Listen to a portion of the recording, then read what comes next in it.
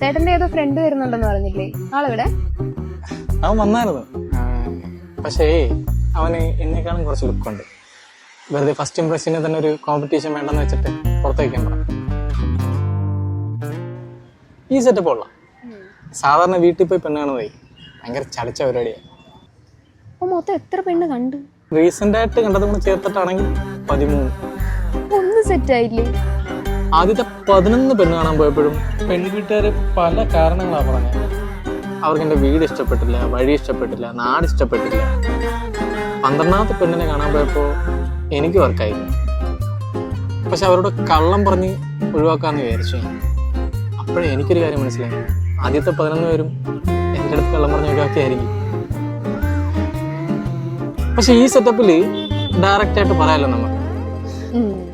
അത് ശരിയാട്ടാ, എനിക്കിഷ്ടായില്ല.